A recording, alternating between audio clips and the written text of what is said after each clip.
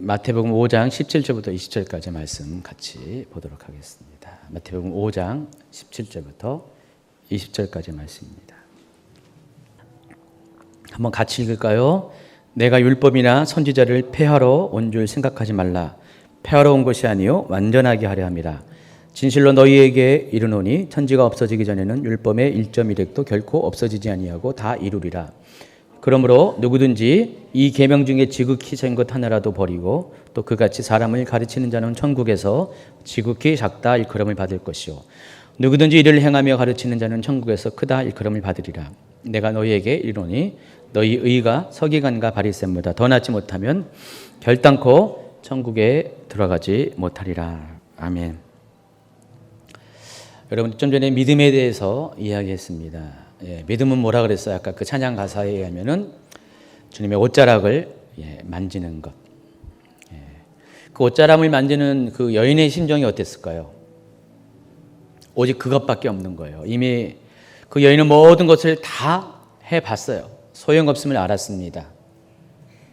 다 소망이 잃어버렸고 아무것도 기대할 수 없었지만은 바로 그 순간에 바로 주님이 보였습니다. 그리고 그것을 믿음으로 붙잡을 수 있었습니다. 믿음은 그런 것입니다. 내가 다 가진 것 있을 때 믿음이 생기는 게 아니라 내가 지어질 때, 내가 포기되어질 때 나로서는 아무것도 할 수 없다는 것을 깨닫는 그 순간이 우리 안에 믿음이 생기는 것입니다. 그래서 하나님이 여러분을 실패하게 하고 힘들게 하는 것, 어렵게 하는 것, 그때야말로 기회라는 것을 아시기 바랍니다. 가장 낮아질 때 우리는 가장 높으신 하나님을 만날 수 있고 아무것도 소유하지 않을 때 전부이신 하나님을 취할 수가 있는 것입니다. 혹시 그런 상황이 아닐지라도 상황 비슷하게 그런 상황에 있는 분이 있으면은 그런 분들을 축복합니다. 내가 그렇습니다 하면서 납니다. 나 그런 사람 있어요? 납니다. 손들지 말고 가슴을 한번 저예요. 저 그런 분이 있으면은 그분이 오는 혈류병 걸린 여인입니다. 그리고 혈류병 걸린 여인은 해야 될 것은 한 가지, 주님의 옷자락을 만지는 겁니다. 그냥 가만히 있으면 안 돼요. 손을 뻗어서 옷자락을 만져야 돼요. 그 믿음이 필요하죠. 근데 옷자락을 만지기까지는 어때요? 거기까지 나아가는 그 과정을 통과해야 돼요. 이 혈류병 걸린 여인이 최근에 이제 공부했던 유치병 그겁니다. 유치병 걸린 여인입니다. 15장에 나왔죠. 레위기 15장.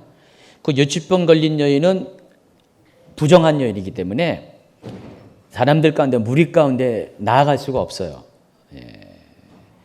근데 이 여인은 그 모든 환경적인 제약, 사람들의 시선, 어떤 정죄감을 다 뚫고 믿음으로 주님께 나아갔고 마침내 옷자락을 붙잡고 내 믿음이 너를 구원했다는 그런 칭찬을 듣고 모든 혈류병에서 해방이 되었습니다.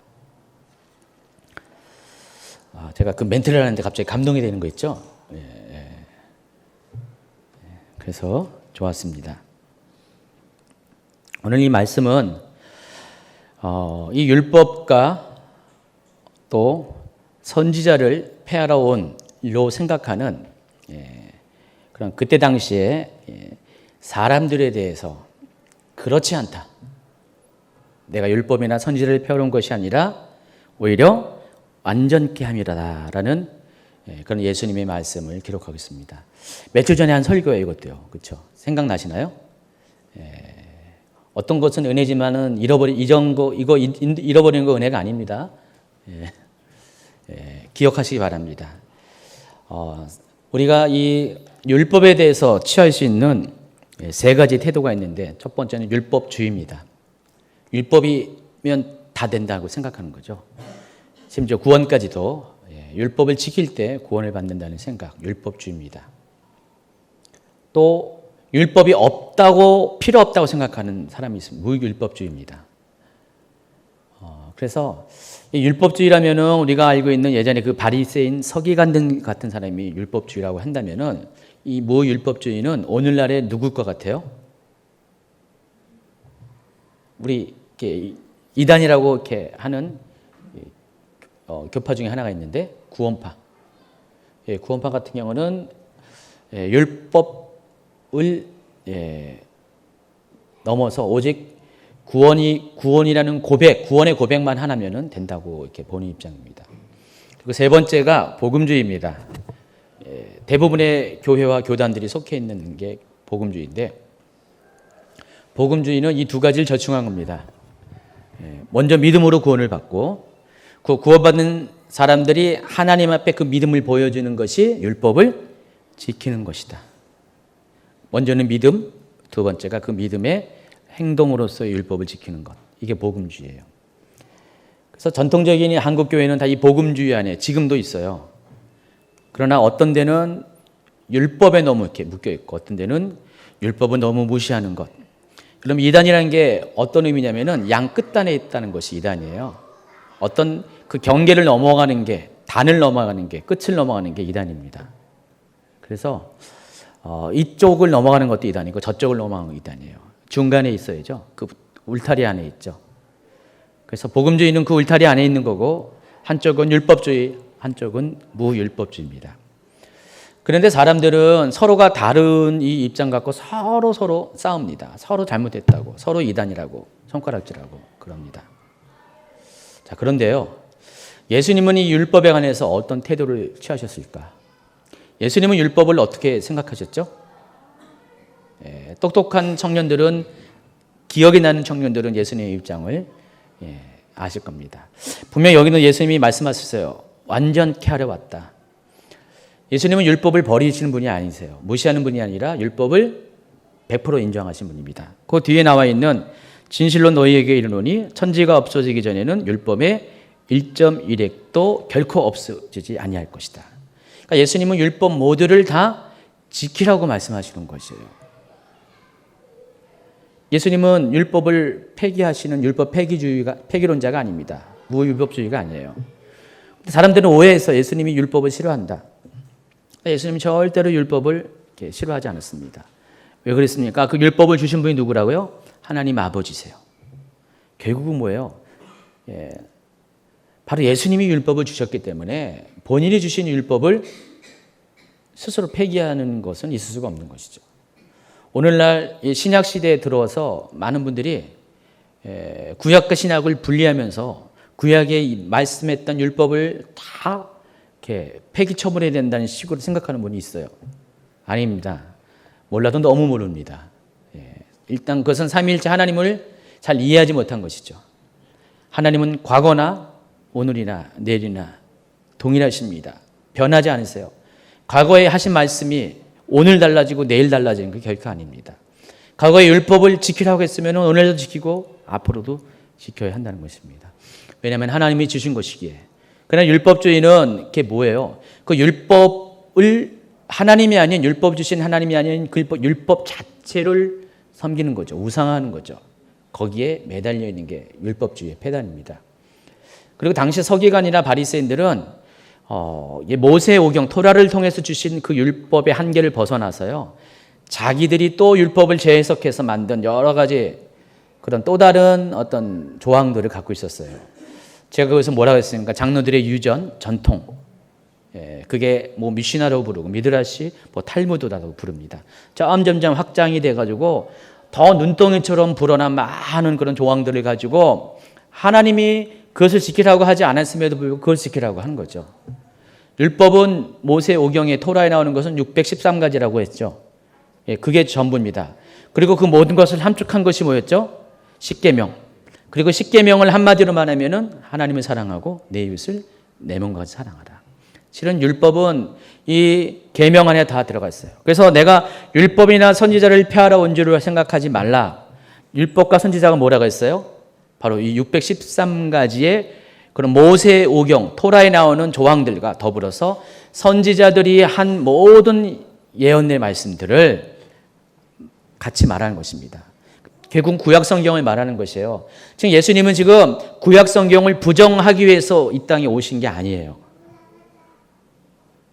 오히려 그것을 완전하게, 이 완전하게 하다.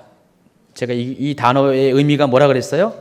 부족한 것을 보충해서 채우는 것이 완전하다 그랬어요. 생각나시죠? 2주 전에 설교한 건데, 부족한 것을 보충해서 완전히 채우는 것이, 온전케 하는 것이 완전하다예요. 그러니까 예수님은 뭔가 부족한 것이 있었는데 그들이 잘 율법을 지키긴 지켰는데 뭔가 부족했다. 그걸 채우러 이 땅에 오셨다는 것이죠. 그게 뭐라고 했어요? 율법, 정신, 목적. 바로 십계명에 나타난 그 하나님 사랑, 또 이웃 사랑하는 그 정신을 회복시키려고 이 땅에 오셨습니다. 그래서 이 율법이라는 것은 하나님의 사랑이 빠지면은 뭐가 없는 뭐예요? 예, 맞아요. 또 뭐가 없는 뭐? 있어요. 예. 그러니까 사랑이 빠지면 율법은 아무것도 아니라는 것입니다. 우리 교회도 지금 여러 가지 어떤 시스템이 많이 만들어지고 있어요. 여러 가지 지금 뭐 새가족도 만들어지고, 아까 봤죠, 봉사팀 굉장히 무슨 탄탄하게 조직이 짜여질 것 같은데, 그런데 만약에 새가족부가 정말 그 사랑하는 마음으로, 오신 사람들을 사랑하는 마음으로 그들을 섬기고 도와주지 않으면은 그냥 의무적으로, 형식적으로 관리 차원에서 하면은 그건 아무것도 쓸데가 없는 것이죠. 정말 그런 거 없어도 전에도 사랑 하나만 갖고도 충분히 다 감당했어요. 그런데 사랑으로는 부족하죠. 왜냐면은 이 몸통이 있어야 되기 때문에, 정신은 있는데 몸통이 없으면 안 되니까. 그래서 이 두 가지가 잘 조화해야 됩니다. 조화가 이루어져야 됩니다. 그래서 이 사랑도 필요하고 율법도 필요해요. 예수님이 이 두 가지를 다 강조하기 위해서 이 땅에 오신 거죠. 두 가지 다라는 것이죠. 하나님이 사랑하고 그 마음을 가지고 율법을 지키라는 것입니다. 여러분도 그렇게 하고 있죠? 하나님 말씀을 그렇게 그런 식으로 지키고 있죠? 그런 사람들은 그 율법을 이루는 삶을 살게 된다는 것입니다. 19절에 보니까 그러므로 누구든지 이 계명 중에 지극히 작은 것 하나라도 버리고 또 그같이 사람을 가르치는 자는 천국에서 지극히 작다 일컬음을 받을 것이요 누구든지 이를 행하며 가르치는 자는 천국에서 크다 일컬음을 받으리라. 여기서 그러므로는 단어를 여러분 주목하시기 바랍니다. 이 그러므로가 인과관계를 설명하는 접속사라는 거 아시죠? 지금 17, 18절의 이야기를 쭉 했어요. 율법에 관한 거 쭉 얘기했어요. 율법과 믿음에 관한 거 쭉 얘기했어요. 율법 정신에 관해 쭉 얘기했어요. 그렇기 때문에 뭐라고 했습니까? 천국의 이 계명 중에 지극히 작은 것 하나라도 버린 사람, 또 그같이 사람을 가르치는 사람은 천국에서 작은 자, 또 반대로 모든 것들을 행하고 그렇게 가르치는 사람은 천국에서 크다 일컬음을 받을 것이라고 했어요. 근데 우리가 이 문장을 읽을 때 한 가지 전제가 있습니다. 천국에서 작다, 크다, 전제가 뭐죠? 천국에 들어간 사람을 가리키는 거죠. 천국에 들어간 사람 중에서 큰 사람이 있고 작은 사람이 있다는 것이에요. 여러분, 천국에는 상급이 있을까 없을까요? 여기 보니까 상급이 있어요. 큰 사람이 있고 작은 사람이 있어요. 천국에서 크다 일컬음을 받은 사람, 하나님께 천국에서 더 인정해 준 사람은 어떤 사람이에요? 율법도 잘 지키고 아주 작은 것 하나도 철저히 지키면서 또 당신들도 그렇게 하십시오라고 가르치는 사람. 또 반대로 천국엔 들어가긴 들어갔는데 천국에서 작은 사람 뭐예요? 율법의 작은 것 하나, 작기 때문에 그것을 안 지키고 에이 그 정도는 괜찮아, 안 지켜도 돼, 그렇게 가르치는 사람. 이게 여러분 삶과 동떨어진 게 아니에요. 현실이 그렇다는 것이죠. 우리도 그래요. 우리도 하나님 말씀을 어떤 건 지키고 어떤 것을 지키지 않은 경향이 있어요. 가령 여러분, 하나님께서 십계명 중에서 안식일을 거룩히 지키라 그랬잖아요. 거룩히 지킨다는 건 뭐죠? 구별하여 지킨다는 것입니다. 왜 구별합니까? 이 안식일은 하나님 것이기 때문에. 하나님께서 이 안식일 가운데 우리를 만나시고 우리가 드리는 예배를 받기를 원하시기 때문에 하나님이 그 안식일을 구별해 줬어요. 십계명 안 해주셨어요. 근데 어떤 분들은 이 안식일을 자기 나름대로 해석해가지고 우리가 주님을 다 믿기 때문에, 주님을 신뢰하기 때문에 우리가 때로 힘들고 어렵고 뭔 일이 생기면은 그냥 주일날 그냥 하나님 괜찮습니다, 하나님 이해해 주실 것이죠 하면서 주일날 예배 안 드려도 된다, 라고 생각하고 또 그렇게 가르치고 권면하는 사람이 있을 수가 있어요. 실은 그게 천국에서 작다 일컬음 받을 것이라는 것입니다. 솔직히 율법의 작은 것 하나까지 완전히 지킨다는 거 어려워요. 그러나 어렵기 때문에 그만큼 가치가 있는 것이죠. 왜냐하면 내 마음이 하나님께 그냥 율법주의에 묶여 있는 것이 아니라 복음 안에서 주님을 사랑하기 때문에 그 사랑하는 마음이 있으면 작은 것 하나라도 나는 어떻게 돼요? 지키려고 애쓸 수밖에 없어요. 여러분 사랑하는 사람이 있잖아요. 우리 처녀총각들 있으니까. 지난주에 얘기했다. 지지난주에. 여러분 처녀총각들이 지금은 다 그냥 맨날 여러분 일어나가지고 이부자리에 갭니까? 밥 해 먹습니까? 여러분 다 이렇게 화장해놓고 다 놓고 막 어지럽히고 나가죠?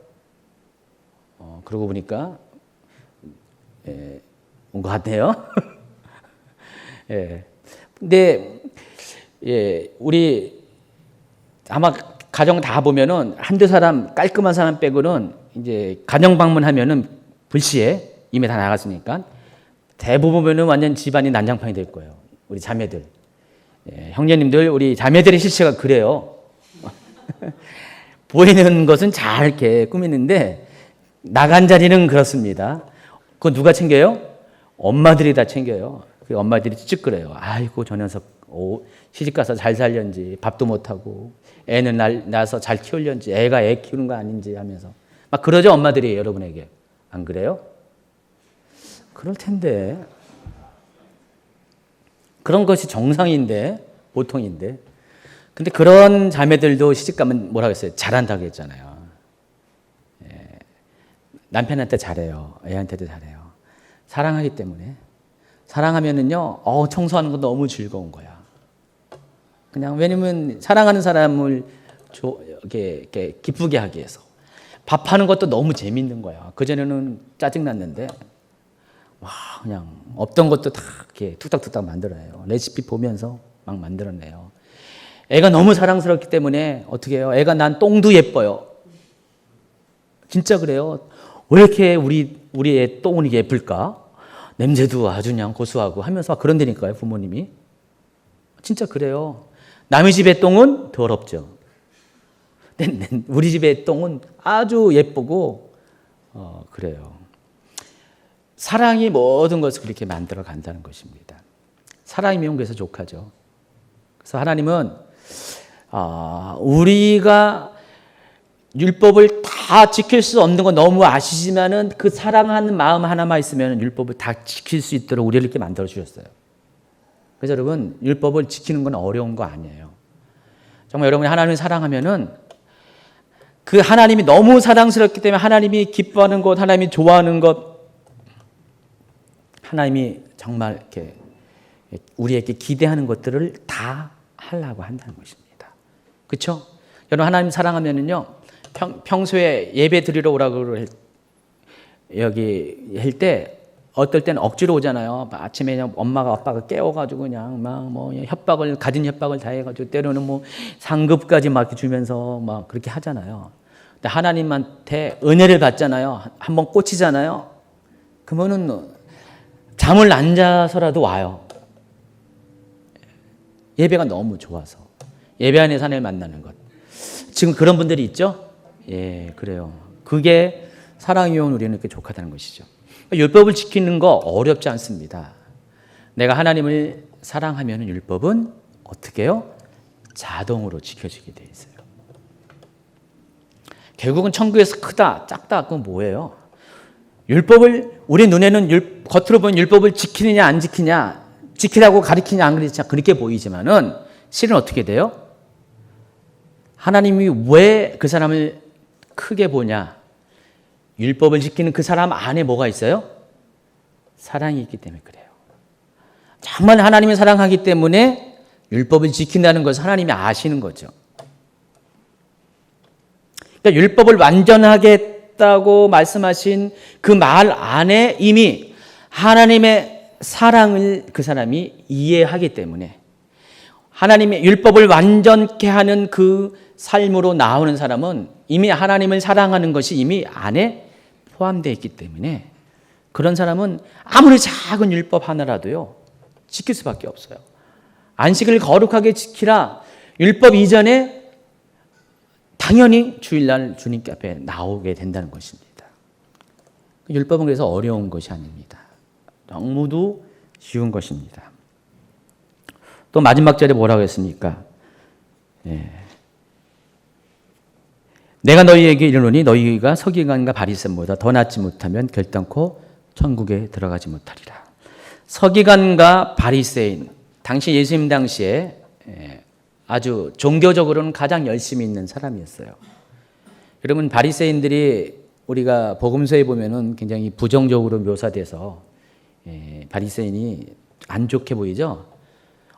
근데 당시에 바리새인들은 복음서에 나와 있는 모습 전체가 바리새인 모습은 아니에요. 바리새인들은 실제로 그때 당시에 어떤 그 사람들로부터 존경을 받는 사람들이었습니다. 그러니까 요즘식으로 말하면은 글쎄요, 사두개인이 제사장이고 이 바리새인들이 율법과 관련됐기 때문에 지금은 뭐 이렇게 목사님들이 이 제사장과 그 하나님 말씀을 가리킨 걸 두 개를 다 겸하고 했기 때문에 딱히 뭐라고 구분할 수는 없겠지만은 가령 요즘식으로 따지면은 뭐 신학교 교수님들, 탁월한 어떤 성경 학자들, 어떤 성경 교사들, 뭐 이런 분들이 바리새인에 해당하죠.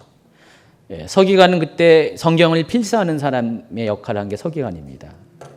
그래서 이 서기관은 성경을 그때 당시에는 인쇄가 아니었기 때문에 전부 다 베끼는 거잖아요. 여러분, 성경을 이렇게 받았을 때는 그 성경이 워낙 거룩하기 때문에 이 서기관들이 보통 자세로 성경을 받아 쓰는 게 아니에요. 뭐 졸며 보면서 뭐 딴 거 하다 하는 게 아니라 아주 집중해서 성경을 필사했습니다. 그래서 가령 그래서 거기 하나님 이름이 나오잖아요. 여호와 딱 나오잖아요. 히브리어 엘로힘 딱 나오죠. 어떻게 할까요? 들어봤죠? 제일 먼저 하는 것이 쓰던 붓을 부러뜨립니다. 그리고 가서 목욕을 하고 옷을 갈아입고 완전히 깨끗한 액션을 취한 다음에 와서 여호와. 한 문장 떴는데 또 여호와 나오면 어떻게 돼요? 그렇게 하는 거죠. 글쎄요, 그거는 말이 그렇다는 건데 그렇게 했는지는 잘 모르겠어요. 안 봤어요. 그 정도로 그들은 하나님의 이름에 대해서 정말 함부로 부르지 않고 함부로 쓰지 않을 정도로 그렇게 아주 열심으로 행위로서 이렇게 하나님께 드려진 사람이었습니다. 그래서 바리새인이 된다, 서기관이 된다는 것은 그만큼 대가를 지불해서 된 거예요. 일반적인 평범한 신앙생활이 아니에요. 최선을 다해요. 근데 문제는 그 안에 외식하는 모습들이 있고 그렇게 행하는 사람들이 있기 때문에 예수님은 그 바리새인 중에 외식하는 자를 이렇게 뭐라 그런 거죠. 여러분, 바리새인 중에서 유명한 사람이 있어요. 예수님과 관련돼서 요한복음에 나오죠. 누구죠? 니고데모, 뭐 나다나엘. 보시면 그 사람들 다 바리새인들이었어요. 공회 회원이었어요. 근데 그 사람들을 보면은 예수님을 정말 하나님의 아들인 것을 처음에 몰랐지만은 하나님의 아들인 것을 알고 예수님 제자가 됐잖아요. 그만큼 그 사람 안에는 이미 메시아에 대한 아주 간절한 소망, 하나님에 대한 믿음이 있는 사람들이었습니다. 지금 예수님은 그것을 얘기하는 거예요. 너희의 의가 바로 니고데모처럼 나다넬처럼 그렇게 그 정도 그 이상으로 낳지 못하면은 결단코 천국에 들어갈 수 없다 그랬습니다. 아까 19절에 보면은 계속해서 천국에서 작은 자, 큰 자 얘기하면서 갑자기 또 이제는 천국에서 큰 자, 작은 자 아니라 천국의 문에 관해서 이야기를 해요. 그러면 그들이 갖고 있는 의는 어떤 의인가요? 니고데모나 나다니엘 같은 사람이 가져있던 의는 뭐죠?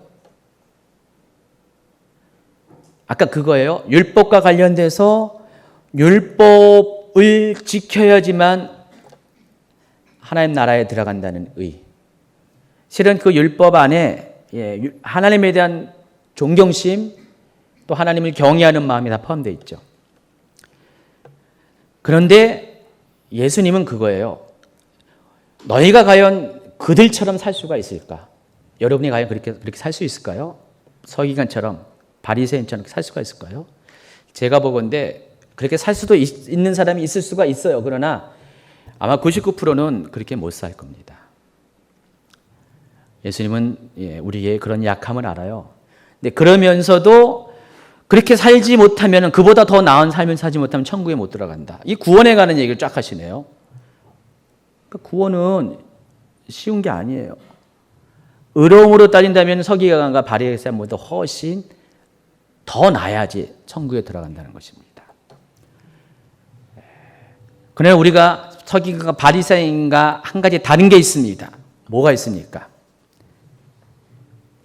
여기서 의라는 것이 뭐죠? 거룩함, 옳은 것, 그런 거죠. 근데 이미 팔복을 좀 배운 분들은 뭘 알았습니까? 의의 즐거움 마른 자 통해서, 의를 위해 핍박을 받는 자 통해서 뭘 배웠습니까? 여기서 말한 의, 성경에서 말한 의, 팔복에서 말한 의의 핵심은 하나님 뜻이라는 것을 알았어요. 하나님 마음, 하나님의 계획, 하나님의 비전, 하나님 말씀. 그런 측면에서 바리새인과 서기관보다 여러분의 의는 더 나아요. 왜냐하면 여러분은 하나님의 마음을 정확히 알고 있기 때문에, 하나님의 뜻을 정확히 알고 있기 때문에. 우리가 행위로서는 그들보다 나을 수 없지만은 실은 더 나은 의를 가질 수밖에 없는 이유가 우리 안에 누가 있습니까? 예수님이 계세요. 성령님이 계세요. 그래서 우리의 의는 나의 의가 아니라, 나의 행동의 의가 아니라 예수님으로 말미암은 의, 성령님께서 우리를 거룩하게 하는 바로 그 의. 적어도 여러분이 바리새인을 살지 못한다면은 그것은 있어야 되지 않을까요? 그들보다 나은 그것은 있어야 될 겁니다. 여러분이 천국 가는 거는 결단코 여러분의 행위로 가는 게 아닙니다. 율법을 지킴으로 가는 것이 아니라 오직 믿음으로 가는 거예요. 바로 예수님을 믿는 믿음, 여러분이 거룩하게 하는 성령님을 의지하는 그 믿음, 쫓아가는 믿음, 그것이 여러분을 천국 가게 한다는 것입니다. 그러나 일단 천국에 가게 되면은 거기선 상급이 있는데, 상급은 이 세상 가운데 그 하나님의 뜻대로, 하나님이 원하는 대로 내가 살아가고 당신도 그렇게 살아가야 된다고 가르치는 자, 적극적으로. 저는 지난주에 했던 소금과 빛의 사명을 그대로 행하는 사람이 천국에서 큰 사람이죠. 인정받는 사람입니다. 이 마태복음만 해도 천국에서 큰 자에 대한 이야기가 쭉 몇 가지 나와 있는데, 특별히 마태복음 18장에 보면은 제자들이 예수님께 묻습니다. 천국에서 누가 큰 자입니까? 마태복음 18장의 결론은 뭡니까? 용서하는 자. 마지막에 1만 달란트 비유를 통해서 용서하는 자. 왜 용서하는 자가 천국에서 큽니까? 용서는 하나님의 뜻을 이루는 행위이기 때문에. 그래서 하나님이 원하는 것은 용서하는 것이에요. 너희에게 죄 지은 자를 용서하는 것입니다. 너희가 하나님 앞에 죄를 지었을 때 하나님이 너희 죄를 용서한 것처럼 너희도 남의 죄를 용서하는 것. 하나님은 많은 것 요구하지 않고, 하나님 우리에게 탕감해 준 빚은 1만 달란트, 어마어마한 거죠. 그러나 하나님 우리에게 요구하는 것은 100데나리온입니다. 작은 것이라도 하나님이 용서해 준 그 용서의 그 깊이를 이해하고 그 사랑을 이해하고 나도 그렇게 살아가는 것, 그것이 하나님이 기뻐하는 것이고, 그런 사람을 천국에서 가장 크다 일컫는다. 오늘 이 말씀에 보면 천국에서 가장 큰 상금을 받는 사람이 된다는 것입니다. 결론을 맺습니다.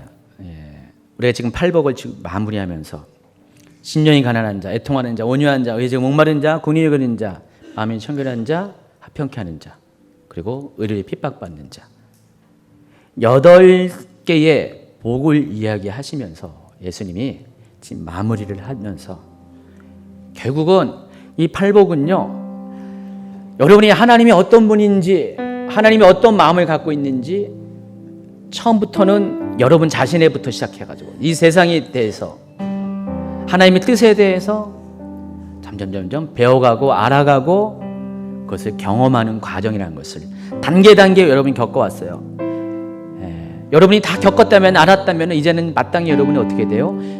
소금으로 살아야 되고 빛으로 살아야 되고, 그리고 하나님 말씀대로 살아가는 것.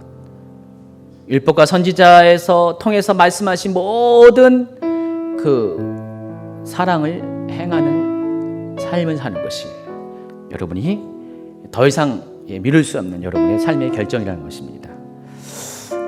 사랑하는 우리 청년 여러분, 여러분 복 있는 사람입니다. 왜냐면은 여러분의 선배들은 미처 알지 못했던 것들을 하나님 여러분이 알게 하시기 때문에, 하나님의 사랑과 깊이와 넓이와 너무나 쉽게 간략하게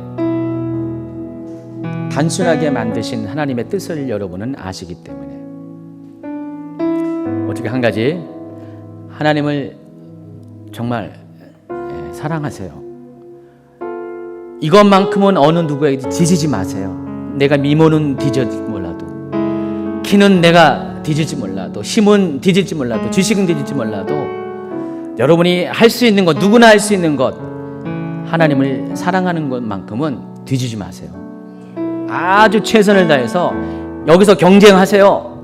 나중에 여러분 천국에서 보면은요, 분명히 차이가 날 겁니다. 천국에서의 상급은 어떤 무슨 물질적인 가치로서의 상급이 아니라, 하나님이 가장 존귀하게 귀하게 큰 자라 여기는 사람은요, 평소에도 이 세상에서 하나님을 그렇게 사랑했기 때문에 하나님 가까이 가기를 원했잖아요. 아까 그 찬양 가사처럼 하나님은 그 사람을 하나님 보좌 가까이 인도하실 것입니다. 그래서 알아요, 누가 상급이 큰지. 상급이 작은 사람은요, 상급이 큰 사람의 뒤통수를 볼 거예요. 뭔 말인지 아시죠? 그 사람이 주님보다 앞서가 계시고, 상급이 작은 사람은 저 뒤에 있어서요, 먼 발치에서 하나님 앞에, 보좌 앞에 있는 사람의 뒤통수 보게 될 겁니다. 지금도 여러분 뒤통수 보고 있잖아요. 다음 주부터는 더 앞으로 나오세요. 하나님과의 그 친밀함이 여러분에 주어진 상급입니다. 여러분이 이 땅에서 하나님을 친밀히 대한 만큼, 그 거리만큼 하나님은 똑같은 거리에서 여러분을 만나주실 것이에요. 그래서 천국에서 상급 크게 받길 원하는 분, 하나님 보좌 가까이서 있기를 원하는 분은요, 지금도 하나님께 가까이 나오세요. 친밀함으로 나오세요. 그러면 그 사랑 때문에 여러분의 삶의 모든 것들이 온전해지고 거룩해지고, 나로선 지킬 수 없는 모든 것들이 지켜지게 되는 그 은혜를 경험하게 될 겁니다.